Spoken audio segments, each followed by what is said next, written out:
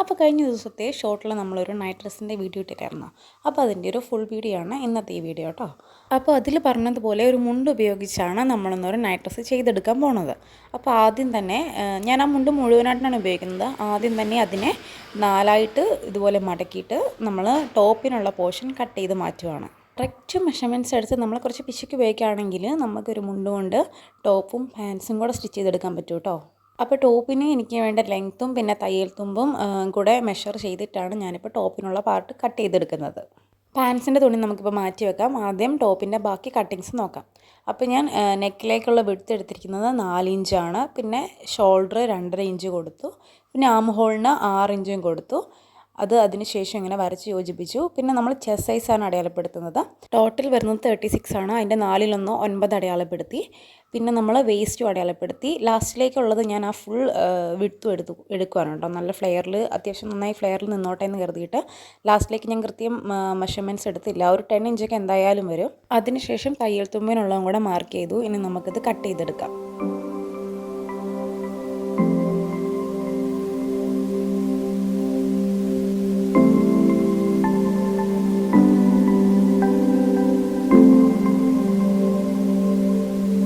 അപ്പോൾ നമ്മുടെ ടോപ്പിനുള്ള റെഡി ആയിട്ടുണ്ട്. 4ആയിട്ട് മടക്കിയതുകൊണ്ട് 2 പീസ് വെച്ചുണ്ടാവും കേട്ടോ.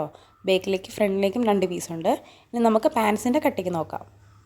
പാൻസിനുള്ള മെറ്റീരിയലും ഇതുപോലെ എടുത്ത് 4ആയിട്ട് മടക്കിയെടുക്കുക. അതിനുശേഷം അതിൻ്റെ ലെങ്ത്ത് നമുക്ക് എത്ര വേണോ അതിനനുസരിച്ച് അവിടെ മാർക്ക് ചെയ്യുക. കുറച്ച് തയ്യൽ തുമ്പും കൂടെ വിടണം കേട്ടോ. ഞാനിപ്പോൾ മൊത്തത്തിലുള്ളതാണ് ഇട്ടിരിക്കുന്നത്. മുകളിലേക്കുള്ള അരപ്പട്ടയ്ക്കുള്ള 2 ഇഞ്ച് എക്സ്ട്രാ ഇട്ട് താഴത്തേക്ക് മടക്കി അടിക്കാനുള്ള 1 ഇഞ്ച് എക്സ്ട്രാ ഇട്ടിട്ടാണ് മൊത്തം ലെങ്ത്ത് എടുത്തത്. പിന്നെ മുകളിൽ നിന്ന് അരപ്പട്ടയ്ക്കുള്ള 2 ഇഞ്ച് വിട്ടിട്ട് താഴേക്ക് 12 ഇഞ്ചിലും ഇങ്ങനെ അടയാളപ്പെടുത്തി അവിടെ ഇങ്ങനെ ചെറിയൊരു നമ്മൾ ഈ കൈക്കുഴിക്ക് വരയ്ക്കുന്ന പോലെ ഇങ്ങനെ വരച്ചെടുത്തിട്ടുണ്ട്. പിന്നെ അവിടുന്ന് താഴേക്ക് ഞാൻ പലാസോ പാൻസ് രീതിയിലാണ് ഉദ്ദേശിക്കുന്നത്. അപ്പോൾ ഫുൾ വീതി എടുത്തിട്ടുണ്ട്. അതിനനുസരിച്ച് പിന്നെ അത് കട്ട് ചെയ്തെടുക്കുക ചെയ്തത്. ഇനി നമ്മുടെ പാൻസ് അവിടെ ഇരിക്കട്ടെ. ബാക്കി നമുക്ക് സ്ലീവ്സ് കുറച്ചുണ്ടല്ലോ.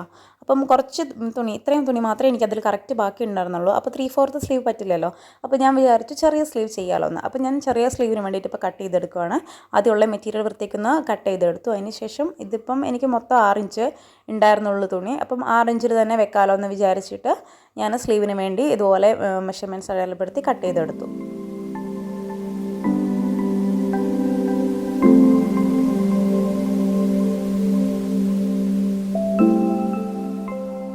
ഇനി നമുക്ക് ടോപ്പിൻ്റെ സ്റ്റിച്ചിങ് തീർത്ത് വെക്കാം. അപ്പോൾ ഞാൻ കഴുത്ത് ഇപ്പം മാർക്ക് ചെയ്യുവാണ്. 4 ഇഞ്ച് അകലവും 3 ഇഞ്ച് ഇറക്കമാണ് എടുത്തിരിക്കുന്നത്. ബോട്ട് നെക്ക് പോലെയാണ് ഉദ്ദേശിച്ചിരിക്കുന്നത്. അധികം ഇറക്കം വേണ്ട. അപ്പം ഞാൻ നല്ല പീസിൽ തന്നെയാണ്, നമ്മൾ ലൈനിങ് വെക്കാത്തത് കൊണ്ട് നല്ല പീസിൽ തന്നെയാണ് കട്ട് ചെയ്തെടുക്കുന്നത്. അപ്പോൾ ഇതുപോലെ വരച്ചെടുത്തിട്ട് ശേഷം അത് കട്ട് ചെയ്തെടുക്കുവാണ്. ഇനി നമ്മൾ വേറൊരു പീസ് വെച്ചിട്ട് മറിച്ചെടുക്കാൻ വേണ്ടിയിട്ടാണ് ഉദ്ദേശിക്കുന്നത്. അപ്പം സെയിം പീസ് ഇല്ലാത്തത് കൊണ്ട് ഞാൻ വേറൊരു ലൈനിങ് മെറ്റീരിയൽ വേറെ ഇരുന്നത് എടുത്തിട്ട് ഇതുപോലെ അതിനകത്ത് കറക്റ്റ് മെഷർമെൻറ്റ്സ് അടയാളപ്പെടുത്തി ഇതുപോലെ വെച്ചിട്ട് ഇതുപോലെ മറിച്ചെടുത്ത് അടിക്കുകയാണ് ചെയ്തത്. ഇനി നമുക്ക് നേരെ ഷോൾഡർ ജോയിൻ ചെയ്തെടുക്കാം.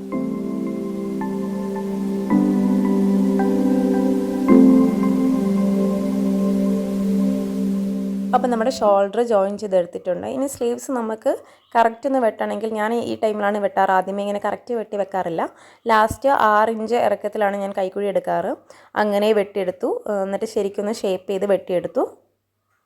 ഇനി നമുക്ക് നേരെ സ്ലീവ്സ് ഇതിലേക്ക് വെച്ച് പിടിപ്പിച്ചാൽ മതി. അപ്പോൾ സ്ലീവ്സിൽ ഞാൻ ചെറുതായിട്ടൊരു ഡിസൈൻ കൊടുക്കുന്നുണ്ട്. ഇതുപോലെ 2 കുഞ്ഞി പീസുകൾ കട്ട് ചെയ്തെടുക്കാം. അപ്പം ഇത് ഇപ്പോൾ തേരായതുകൊണ്ടാണ് ഞാൻ സൈഡ് അടിക്കാത്തത്. അങ്ങനെ അല്ലാന്ന് വരികിൽ സൈഡ് അടിച്ചെടുക്കണം. അപ്പോൾ അത് കറക്റ്റ് നീളത്തിന് 2 കഷ്ണവും ഇതുപോലെ കട്ട് ചെയ്തെടുത്തു. അതിനുശേഷം ചെറിയ പ്ലീറ്റ്സ് വെച്ചിട്ട് ഇതുപോലെ അടിച്ചെടുത്തു. എന്നിട്ട് നമ്മുടെ കൈയിൻ്റെ നല്ല വശത്ത് ഇതിങ്ങനെ അടിച്ചു കൊടുക്കാം. ഇതുപോലെ ഇതുപോലെ വെച്ചിട്ട് അടിച്ചു കൊടുക്കുക. അപ്പം നമുക്ക് ലാസ്റ്റ് ഇതിങ്ങനെ കിട്ടും. അതിനുശേഷം ഇതിലേക്ക് മറിച്ചെടുക്കുമ്പോൾ നമുക്കതിൻ്റെ കൈയുടെ മുകളിൽ ഭാഗത്തായിട്ട് ആ ഒരു പ്ലീറ്റ്സ് വരും. അതായത് ഇതുപോലെ കൈൻ്റെ മുകളിൽ ഭാഗത്തായിട്ട് ഈ ഒരു പ്ലീറ്റ്സ് വന്ന് നിന്നോളൂ. അപ്പോൾ നെക്കിൻ്റെയും സ്ലീവിൻ്റെയും നമ്മുടെ പരിപാടി കഴിഞ്ഞു. ഇനി നമുക്കിത് ഷേപ്പിനനുസരിച്ച് നമ്മുടെ മെഷർമെൻറ്റ് അടയാളപ്പെടുത്തി കൈയിൻ്റെയും ചെസ്റ്റിൻ്റെയും വേസ്റ്റിൻ്റെയും മെഷർമെൻറ്റ് അടയാളപ്പെടുത്തി നമുക്കിത് സൈഡ് അടിച്ചെടുക്കാം.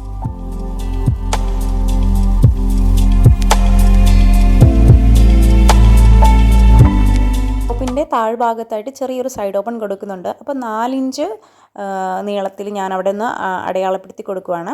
അത്രയും വരെ സൈഡ് അടിച്ചെടുക്കുന്നുള്ളൂ. എന്നിട്ട് ഹിപ്പും കൂടെ അടയാളപ്പെടുത്തി കറക്റ്റ് അവിടെ വരെ അടിച്ചെടുക്കാവുന്ന രീതിയിലാണ് എടുത്തിരിക്കുന്നത്.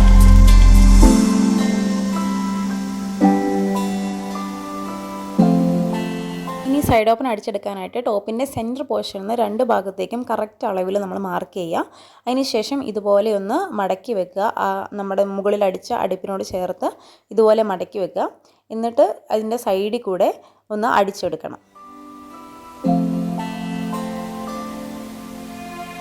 അപ്പോൾ നമ്മളത് അടിച്ചെടുത്തിട്ടുണ്ട്. ഇനി നമുക്ക് ജസ്റ്റ് ഒന്ന് മടക്കി അടിക്കാനുള്ള കുറച്ച് തുണി മതി. അപ്പോൾ ബാക്കിയുള്ളത് കട്ട് ചെയ്യാം. എന്നിട്ട് ഇതുപോലെ അതൊന്ന് മടക്കി കൊടുത്ത് ഇതിൻ്റെ മറ്റേ സൈഡിൽ കൂടെയും ഒന്ന് പ്രസ് അടിപ്പടിച്ച് കൊടുക്കാം. പിന്നെ അടിഭാഗം കൂടെ ഒന്ന് മടക്കി അടിച്ച് കഴിഞ്ഞാൽ നമ്മുടെ ടോപ്പിൻ്റെ പരിപാടി കഴിഞ്ഞു.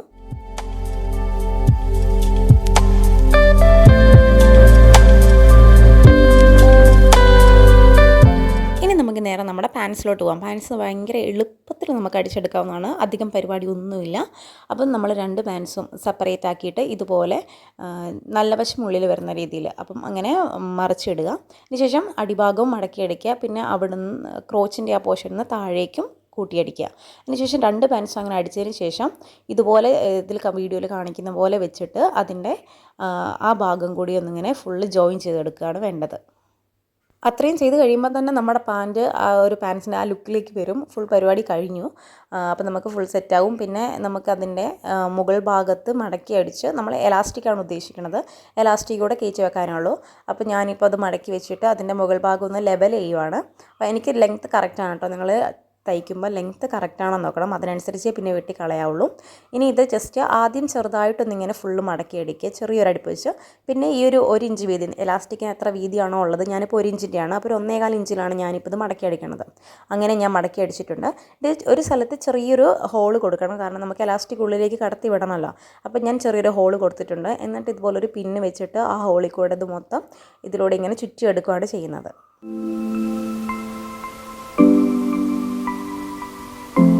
ലാസ്റ്റ് നമ്മുടെ എലാസ്റ്റിക് പുറത്തേക്ക് വന്നിട്ടുണ്ട് രണ്ട് സൈഡിൽ നിന്നും. എന്നിട്ട് നമുക്കിതൊന്ന് അടിച്ച് കൊടുത്തിട്ട് തിരിച്ചത് ഉള്ളിലേക്ക് കയറ്റി വിടാം.